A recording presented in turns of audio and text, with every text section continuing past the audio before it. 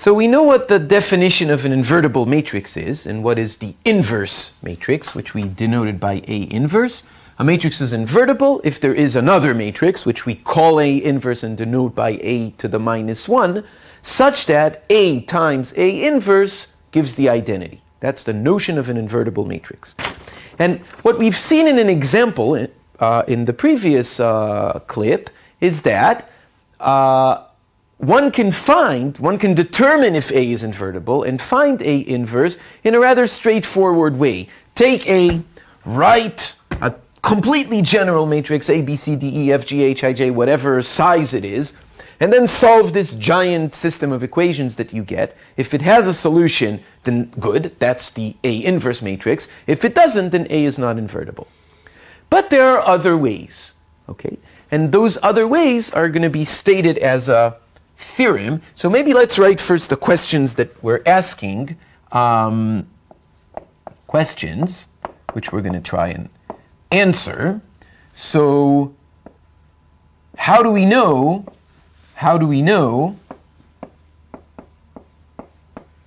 if A is invertible or not? How do we find A inverse?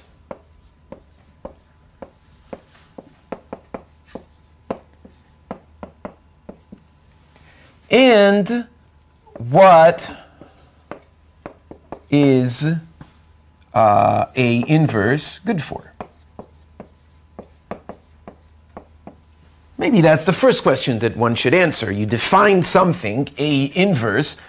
Why? Why spend the time? Why? What is it good for? And that's a general question in mathematics and even in all of sciences, right? You don't generally do stuff just because it's interesting, although in mathematics sometimes you do. Sometimes you do stuff because it's interesting, and only 100 years later somebody discovers that, wow, that's exactly what bases a certain theory or is needed for some progress in some completely, seemingly unrelated field. Okay?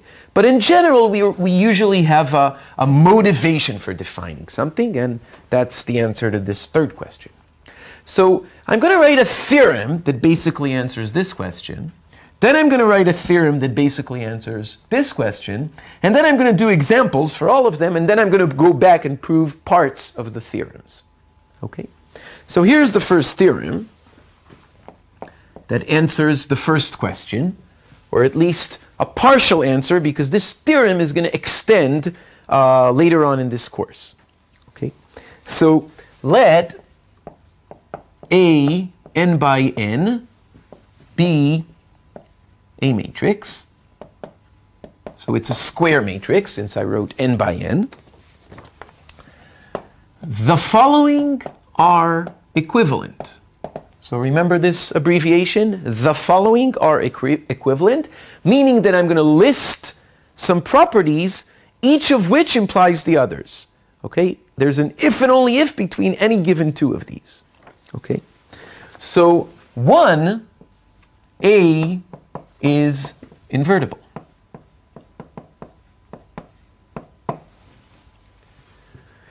2, the rank of A is n.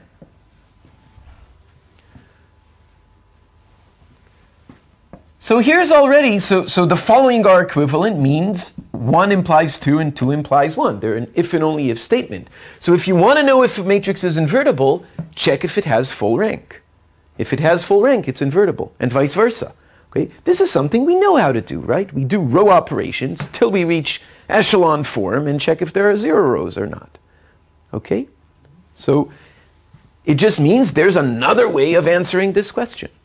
Okay? And by the way, the if and only if statement is, if you want to know if a matrix has full rank, you could, that's not usually what you do, but you could check if it's invertible in whatever way you want. For example, way number 3, which I'm going to write here. Okay? So 3, A is row equivalent to I, to the identity matrix. Its canonical form, its reduced echelon form is in fact the identity matrix. Okay? And for any vector b in B is going to be an column vector with n entries, so it's an element in Fn, where F is the field. The system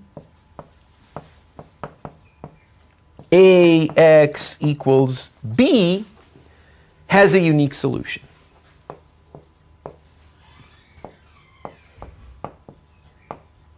Oops. Unique.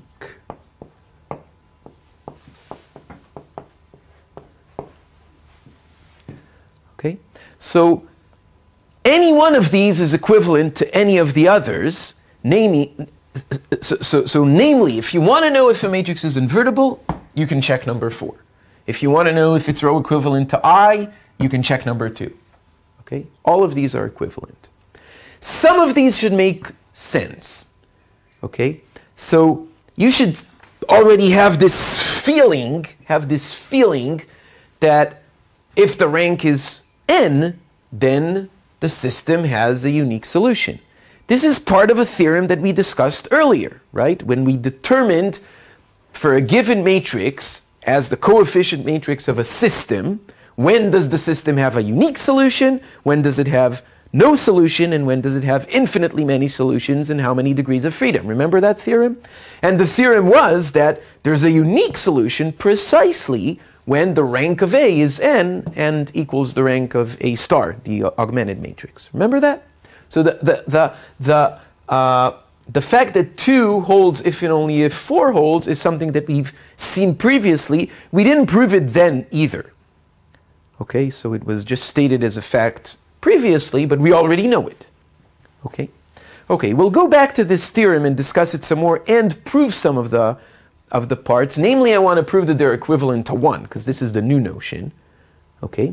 And later on, we're going to have 5, 6, 7, we're going to have some more equivalent properties that really show that everything we're doing here is really interrelated, even in topics that a priori seem to be completely unrelated, like invertibility and solutions of system, and row equivalence.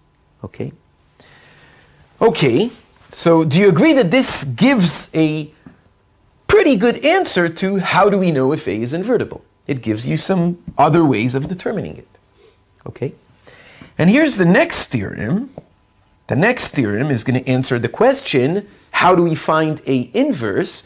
And it's going to relate to part 3.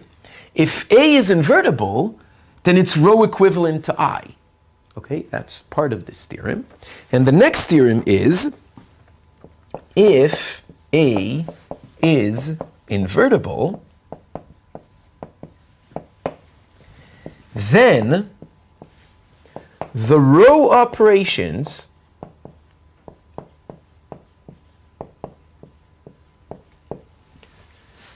which transform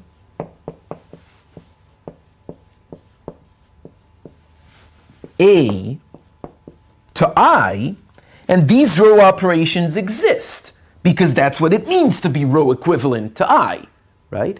So take the sequence of row operations in which you start with A, do some row operations, and eventually get to I, would transform these exact same row operations, transform I to A inverse.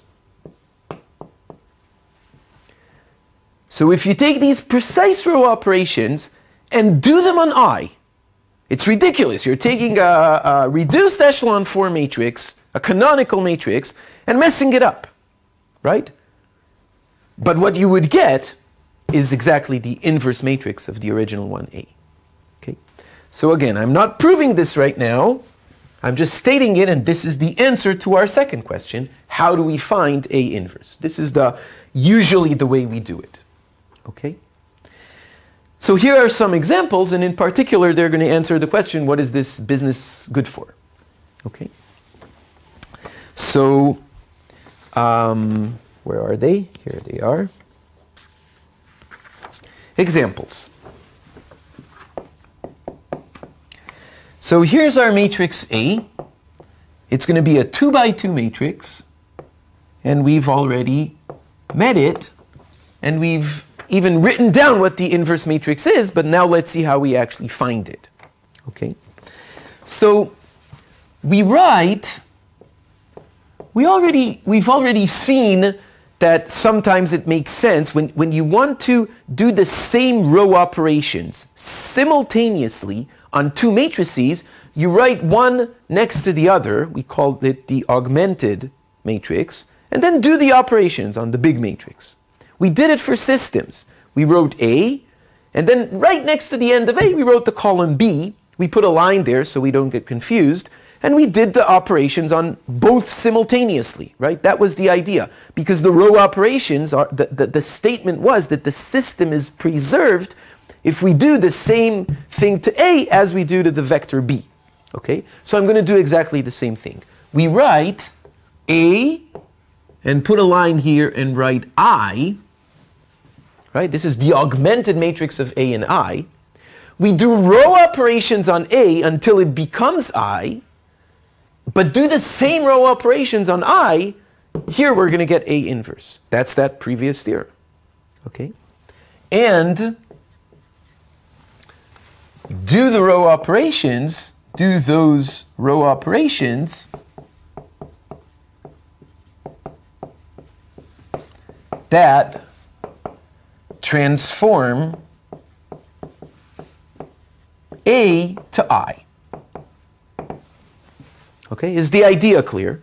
Let's do it in this example. So here's the augmented matrix, 2, 1, 4, 5. This is A. I'm putting this vertical line here to remind me where A ends and I starts. And this is I. Okay? And now I'm going to do row operations on A until I get I here. Not a big deal, because it's a 2 by 2 matrix. Okay, if it were a 6 by 6 matrix, it would be rather tedious, unless you're a computer, in which case you don't care about tediousness. Okay, so let's do these row operations. So the first move is going to be R1 is going to be replaced by 1/2 R1. But note that I'm doing the same thing on the entire matrix, on the big one, on the augmented one. Okay, so I get 1, 1/2, 1/2, 0. And I didn't touch row number 2, so I get this. Good? The reason for doing this to A is because here we go. I have the leading coefficient 1, just like I want in reaching the canonical form, right? Here I'm messing I up, right? But I'm going to get A inverse. Okay. Next step, I'm going to take R2 to R2 minus 4R1. I'm doing this very slowly so we can see all the details, okay? Because I want a 1 here, right? Sorry, a 0 here. So what do I get? I get, I'm not touching the first row now. And in the second row, I get 4 minus 4, 0. That was the motivation. 5 minus 4 times 1/2. 5 minus 2, 3. 0 minus 4/2. 0 minus 2. So I get -2. And 1. Do you agree? Okay, again, this is heading towards its canonical form. This is getting messed up. Okay, next step. R2 is going to become 1/3 of R2. That would put a 1 here. So I get 1, 1/2, 1/2, 0, and 0, 1, -2/3, and 1/3. Good. And finally, I want to add 1/2 of R2 to R1, or subtract 1/2 of R2 from R1 in order to get a 0 here. So let's write that. So R1 becomes R1 minus 1/2 R2, and I get 1, 0, check me out here, 5/6 -1/6, and 0, 1, -2/3 and 1/3. Good? R2 becomes, no, R1 becomes R1 minus 1/2 of R2. So 1/2 of this is minus 1/3. 1/2 minus, minus, so it's a plus. 1/2 plus 1/3 is 5/6. Good? And then here, 0 minus 1/2 of 1/3. 1/2 of 1/3 is 1/6, so we get minus 1/6. Good? So we started, let's write it in color. We started with this was A, and this was I. The same row operations that carried A to I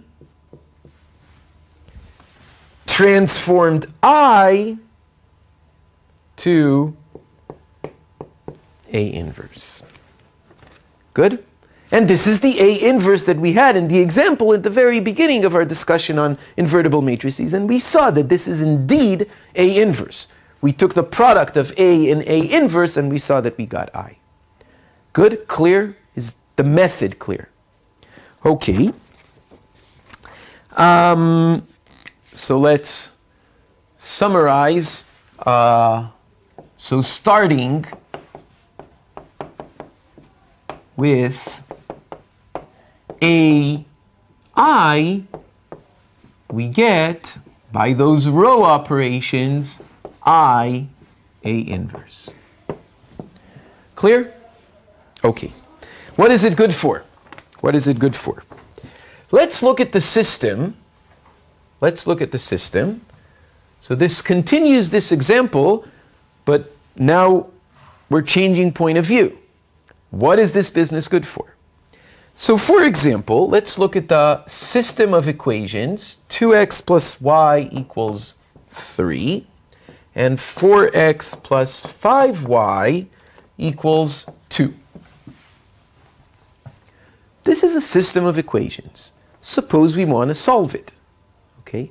We know how to solve this system of equations. We know more than one method of solving it, right? We can isolate y, plug it in here, solve for y, and then find x. We can take the coefficient matrix and do row operations. We know various ways of solving it. Here's another one.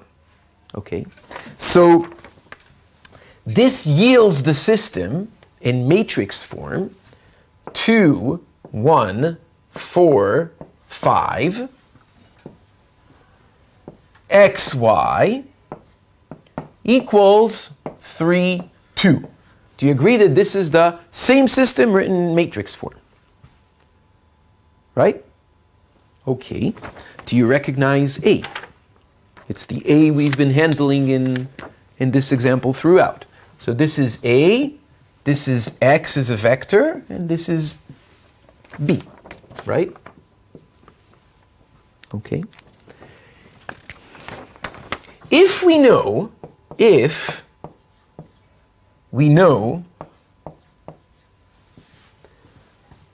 A is invertible, or if we find that A is invertible, and we have A inverse, then there's a very easy way of solving this. Why? Then take A times x and multiply it by A inverse. So AX equals B. Suppose we know A inverse, we can multiply both sides by the same thing. So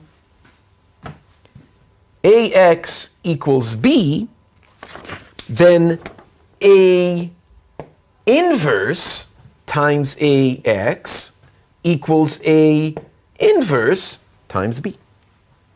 Do you agree? If we know A inverse. Okay, but then we're done. Because what is A inverse times AX? This is the same as A inverse A times X, but this is just X. So if we know A inverse, then we know the solution. X is just A inverse times B. Do you agree?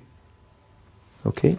So in our example, going back here, the unknown vector in the example, xy, this is our x, equals A inverse, which we just found, 5 over 6, negative 1 over 6, negative 2 over 3, and 1 over 3, times b, 3, 2. X is just A inverse multiplied by b. Good.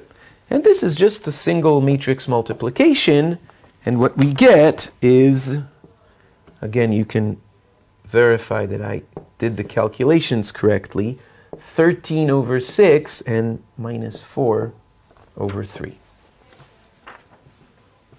That's our solution. That's a solution to this system.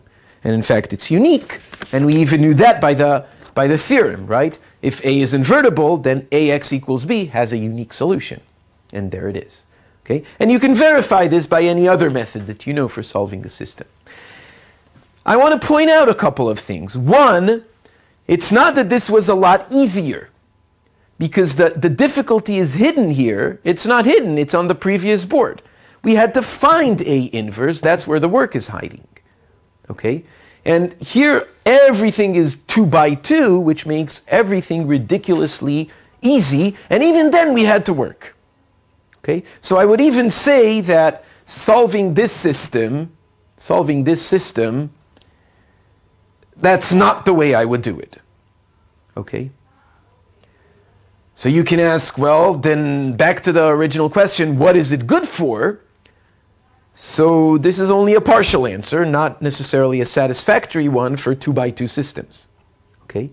But this enables us to write the solution vectors, the solution vector, even in the abstract case, explicitly. And this has a big advantage when you want to write proofs, for example. Okay? It's not just a statement of there is a solution if R of A equals N, if we can find the solution by row operations, which is kind of a mysterious business. How do you state it? If there is a solution, there it is. We can write it very explicitly, and for proving stuff, this is very compact and easy to use. Here's the solution. This is the solution to this system. Good? Okay. I'm not sure it's very easy to appreciate what I just said until you see it in proofs where writing something compactly like this is useful, but I think you can get the idea. Okay? I'm not saying that when you want to solve a 2 by 2 system of equations, you're going to go through this business. That would be not the shortest way, usually. Okay.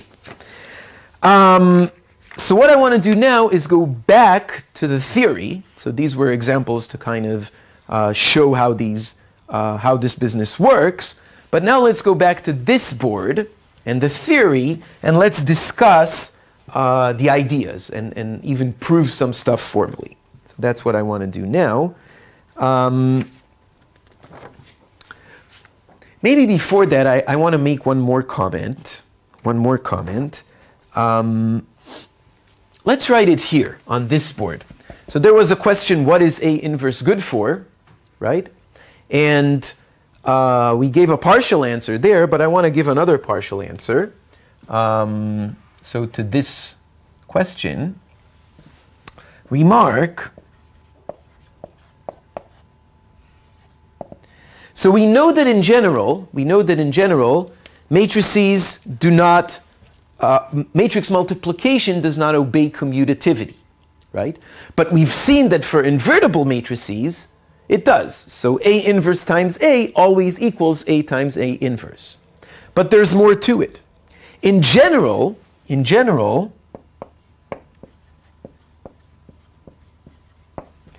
there is no cancellation.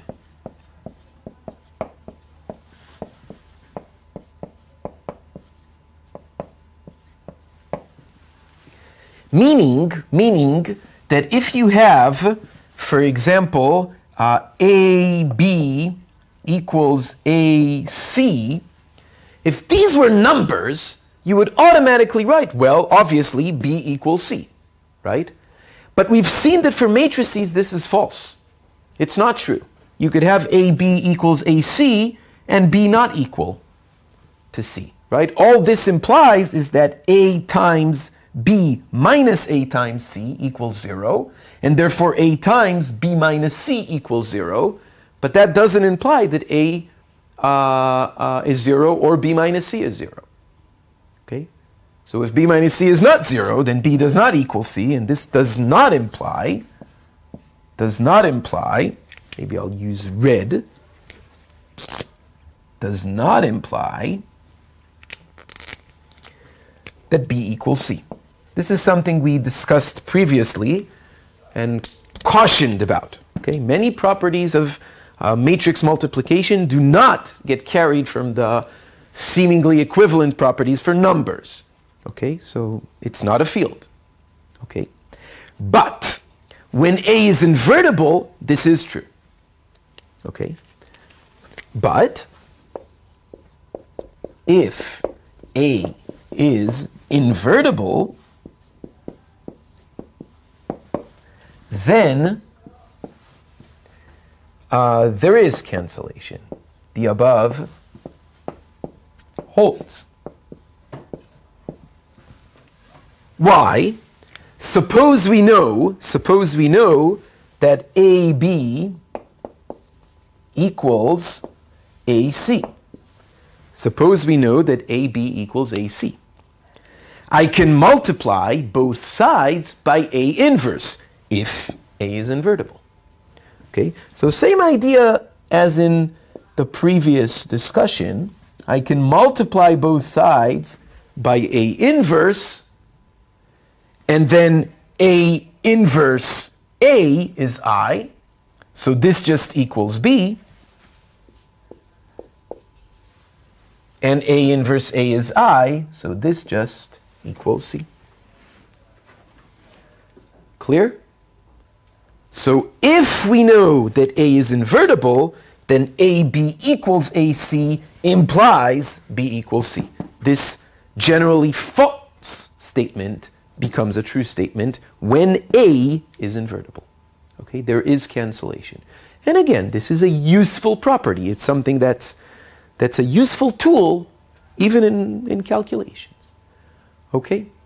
Okay, so I just wanted to remark this. Let's go back now to this theorem and mention some things. So in proving that 4 things are equivalent, we need to show that 1 if and only if 2, 2 if and only if 3, 3 if and only if 4, 4 if and only if 1. And we've discussed the fact that in order to prove it suffices to prove 4 things. 1 implies 2, 2 implies 3, 3 implies 4, and 4 implies 1.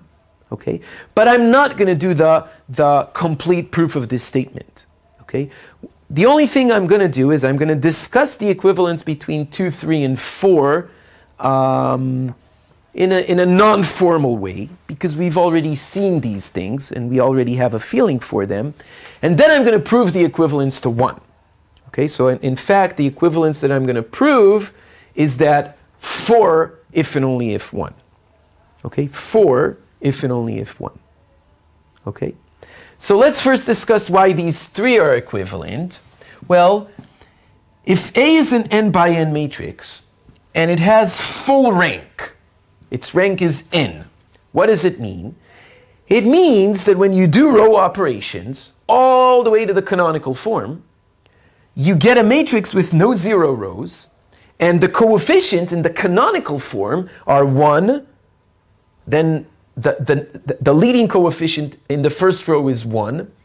Then in the next row, it has to be indented by has to be at least a 0 before the next one.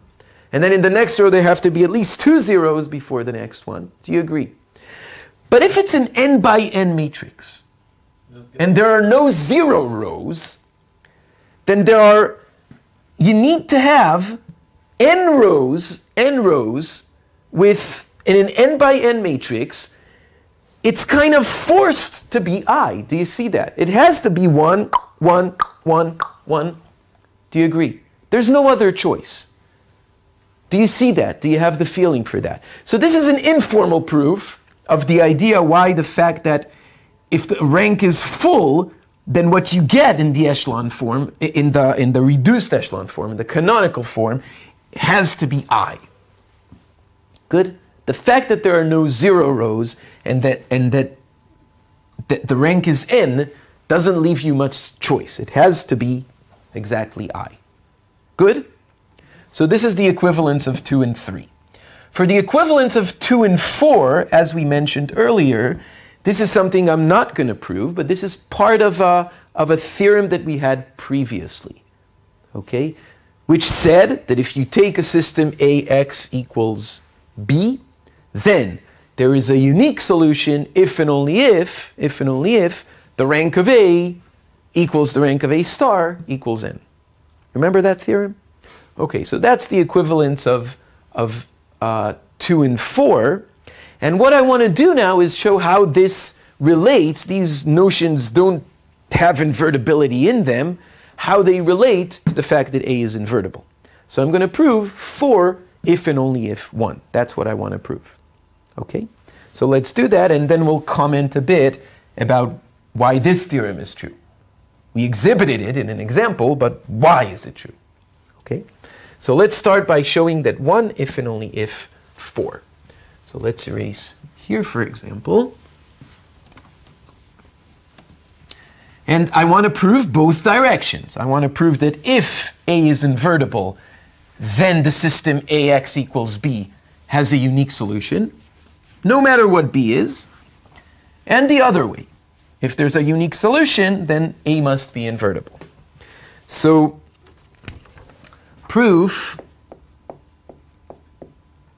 of, so let's start with 1 implies 4.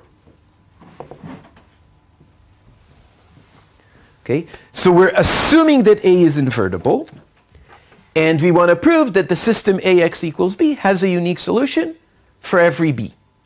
Okay, so let B be. Let B be in Fn. Okay, let there be B. We want to show that the system AX equals B has a unique solution.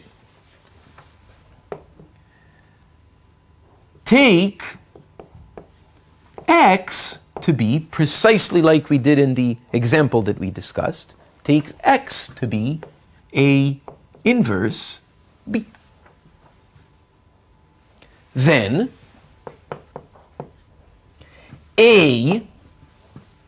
AX,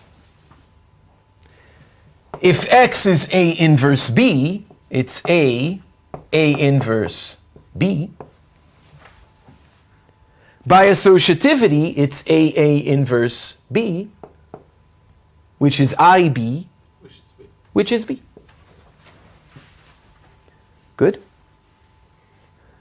So this is a solution to the system AX equals B. You plug it in, you get that the system is satisfied.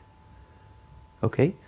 And we were able to do this because A is invertible. A inverse exists. Okay, that's the assumption of 1. Okay, so we know 1, we want to prove 4. 1 says that this exists. Here's a solution for the system. Okay? By the way, why is the solution unique? Maybe there's another solution. We took this to be the solution. Why is that the only one? Okay? So this proves, not the, then. So this proves that there is a solution. The solution is unique. This is the unique solution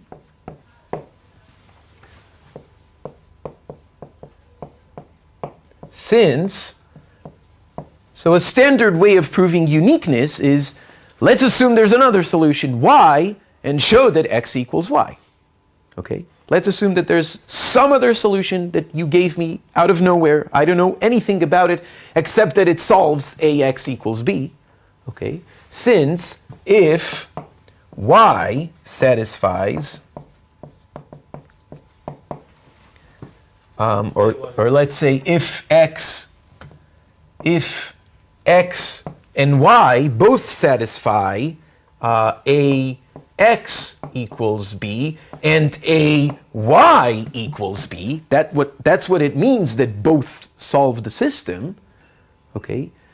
Then ax equals, and then ax equals ay,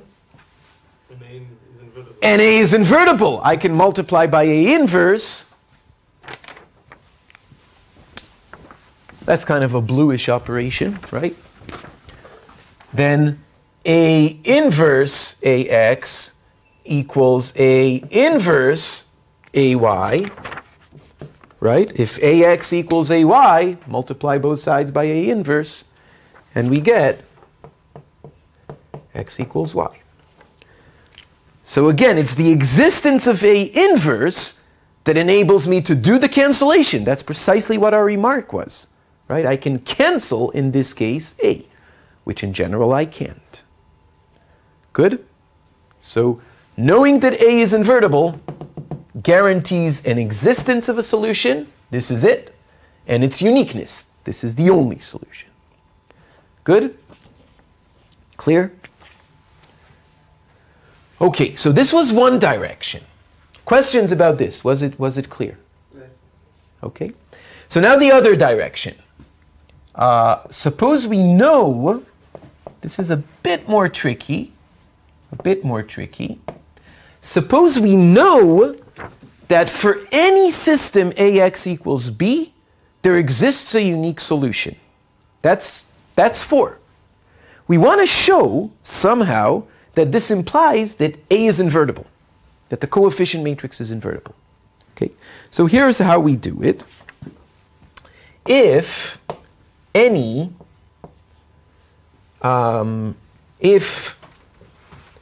for any B, the system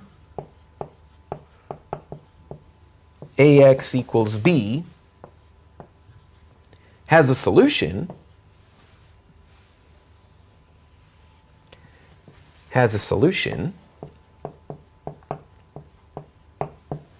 then, in particular,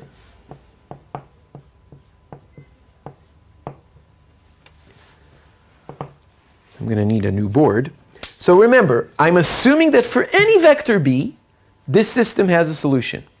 I'm going to pick some concrete vectors B for which there is a solution, because for any vector B there is a solution.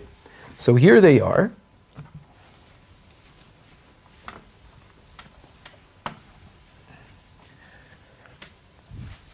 Are you starting to get a feeling of how we work with A inverse, how we use it, for example, in these cancellation sort of arguments? The ideas kind of start repeating themselves. Okay? That's how you get a feeling for stuff. So for any B, the system has a solution. Then in particular, the system AX equals 1, and then the rest are zeros. This system has a solution. And the system AX equals 0, 1, 0 has a solution. And the system ... all the way to AX equals 0 and 1 in the last coordinate. All these systems have unique solutions. That's the assumption of 4, right? Call them B sub I. So B1 is going to be the x that solves this system. The x that solves this system, I'm going to call, maybe B's are not good names. I'm taking this back. Don't call them B's, right? B's are these columns are what we usually call B's. Call them, but X, let's call them CIs. So this is going to be C1. Okay, it's the solution to AX equals this specific vector. And I wanted to do it in a different color. So this is going to be C1, the solution to this. And this is going to be C2, the solution to this, all the way up to, how many are there? N. N. Everything is n by n. So this is Cn, the solution to this. Okay? Define, good? Define a inverse to be the matrix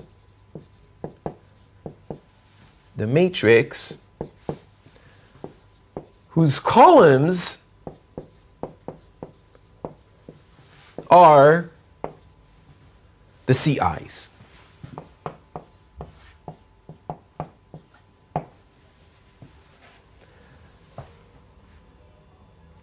So I'm taking all these CIs, these are column vectors, there are n of them. What C1 does is satisfy AC1 equals this.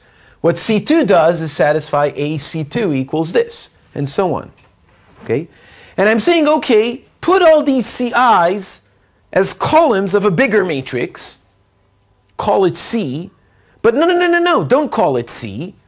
That's going to be A inverse. So why is it A inverse? It's not that I can take something and say, call it A inverse. Maybe we should be more accurate here. Define C to be the matrix whose columns are the CIs, then C is A inverse. What we got is A inverse. Why? Why? I need to show that A times C equals I, right? If A times C equals I, then this C is A inverse. That's the meaning of being A inverse. Then C equals A inverse since AC is precisely I. Do you agree that if I show this, I'm done? Okay. Why is AC equal to I? Why is AC equal to I? Think what's going on here. Here's A. Here's C. I'm multiplying it by C. AC is A. And here there's C1, that's this column, and C2 is this column, and C3 is this column, all the way to Cn, which is this column. How do we do matrix multiplication? We take the first row of A, multiply it by C1. Right? By the column, the first column of C, right? What is the first row of A times C1? Well, when we plug C1 here, we know exactly what we get. The first row of A times C1 is this 1. And the second row of A times C1 is 0. The third row of A times C1 is 0 again. We know exactly that over here in the first column, we're going to get precisely this, because this is what C1 satisfied. Do you see that? What is the second column here in the product? 0, 1, 0, 0. 0, 1, 0, 0. It's going to be exactly this, right? Because how do we get the entry here, for example, the 1, 2 entry? It's the first row of A times the second column of C. But that's exactly what we have here. The first row of A times the second column of C times C2 is 0. And then below it, it's going to be the second row of A times C2, but that's going to give this 1. So we're going to get precisely 0, 1, 0. Do you agree? And likewise, all the way to 0, 0, 0, 1.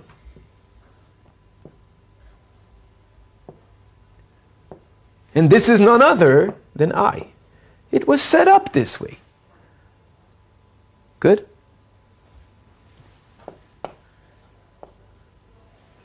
I think this is a pretty neat proof. Okay?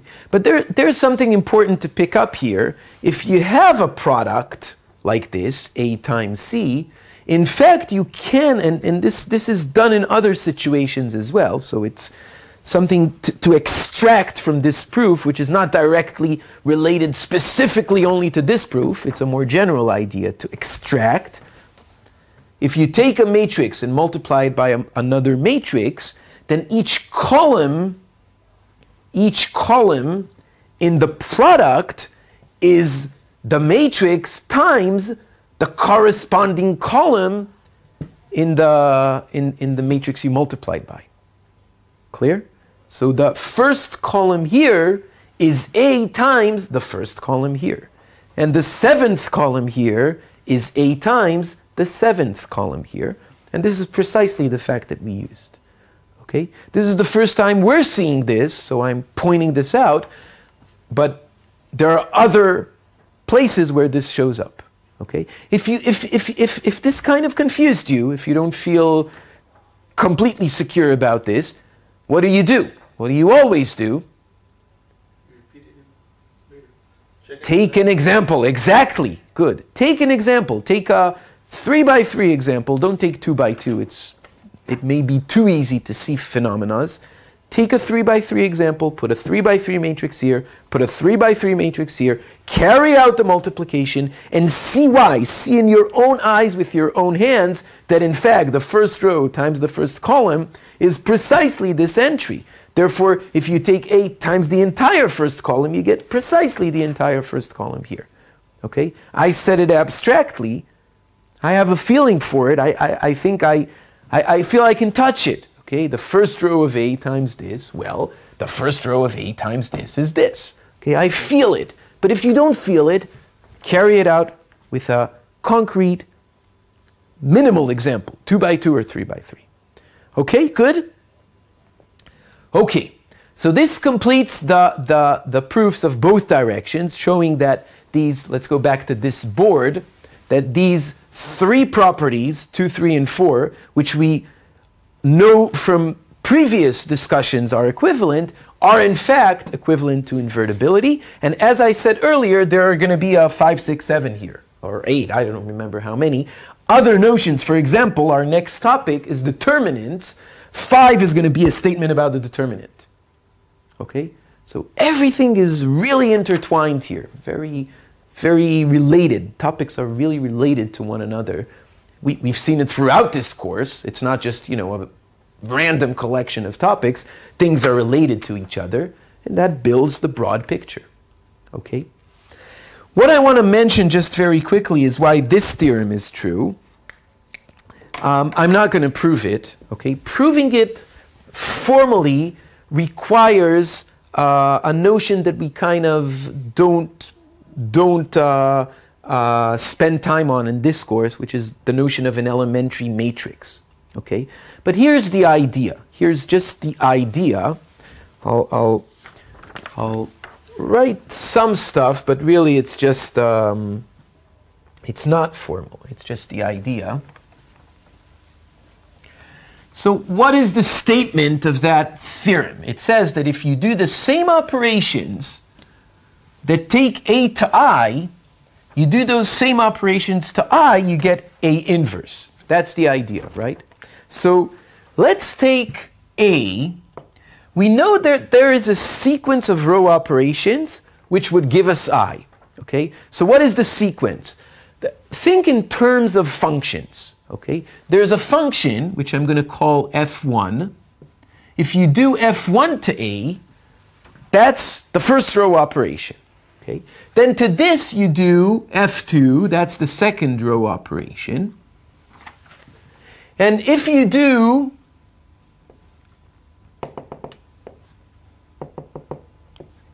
k of these, let's say, then you get I. Do you agree? F1 is the first row operation. On that, you do the second row operation. On that, you do the third row operation. On that, you do the kth row operation. There's a ... here. And you get I. Do you agree?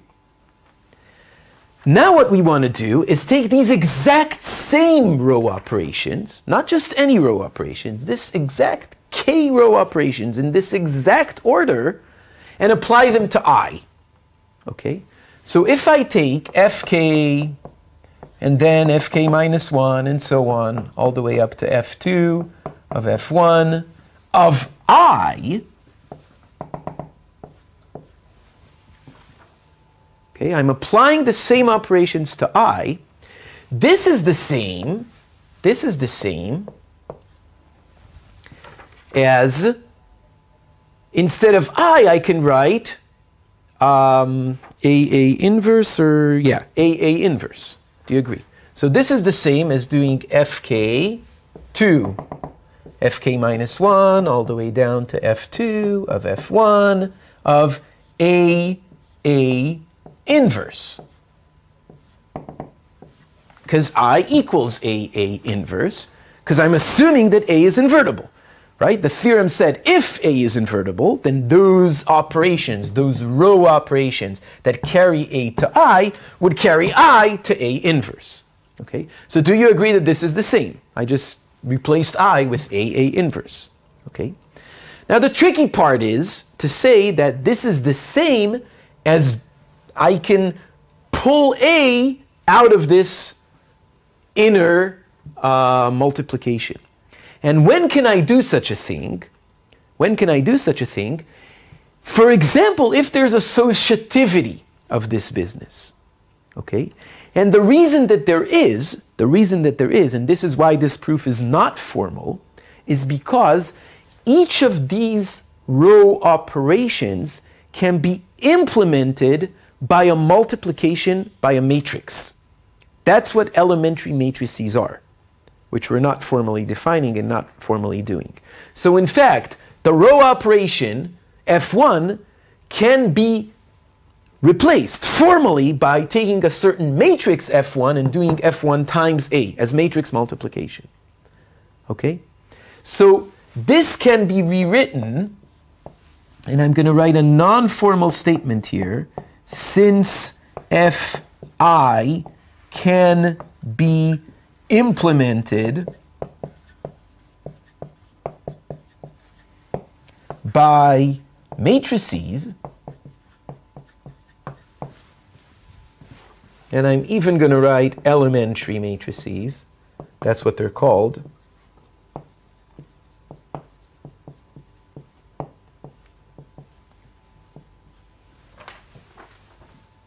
This equals, if you have fk times fk, now think of applying functions, think of it as multiplying by matrices. So this is fk times fk minus 1 dot dot dot times f2 times f1 times A inverse.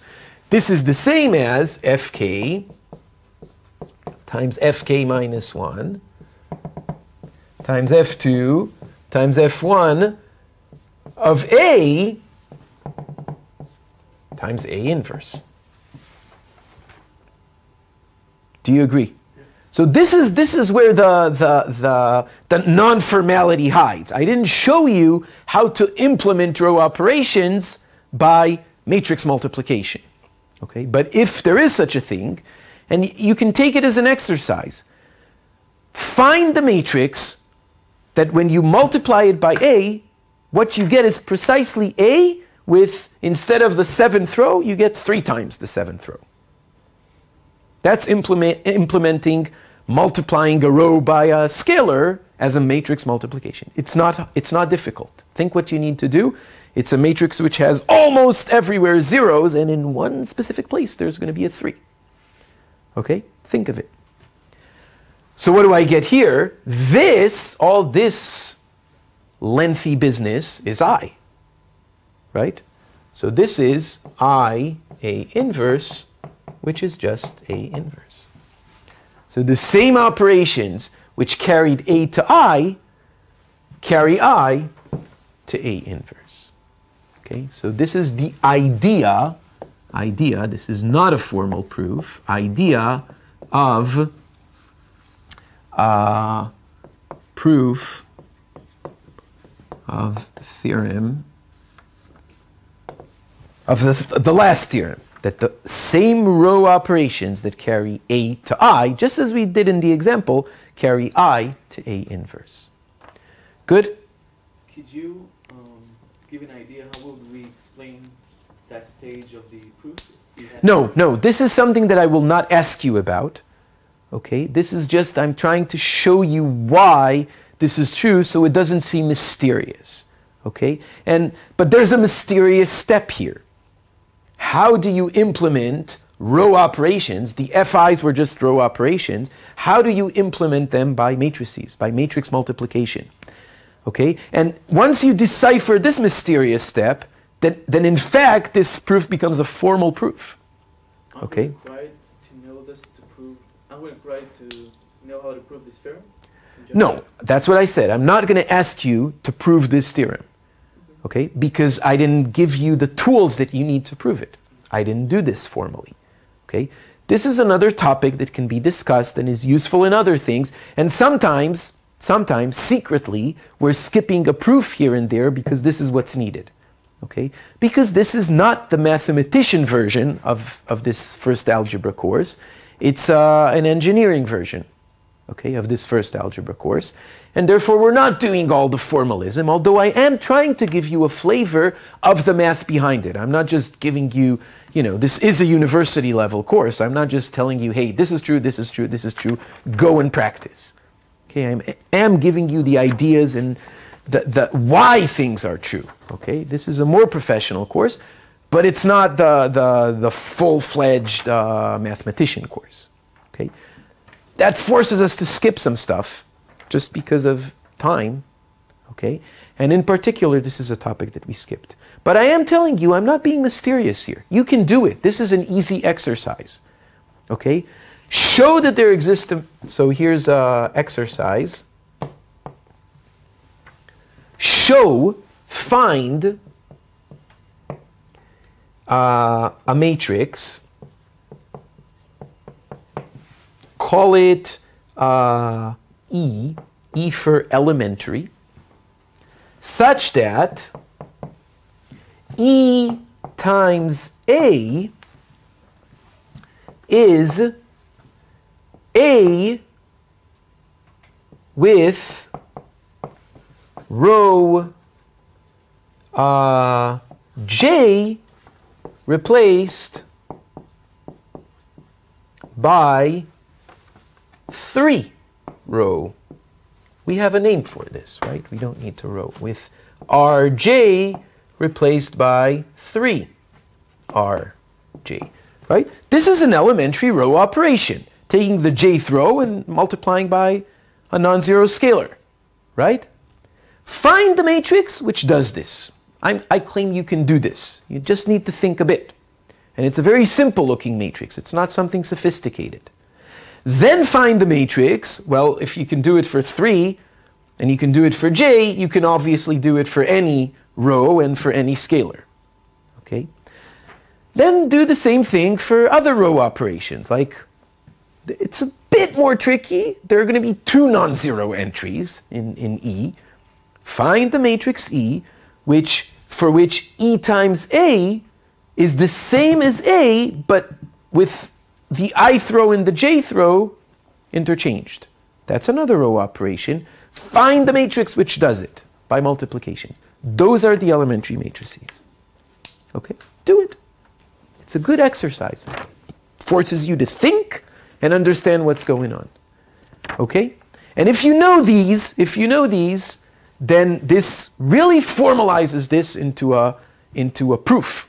Okay, because once you know these are in fact not just functions but multiplications by matrices, then this step of pulling A inverse out is just associativity of matrix multiplication.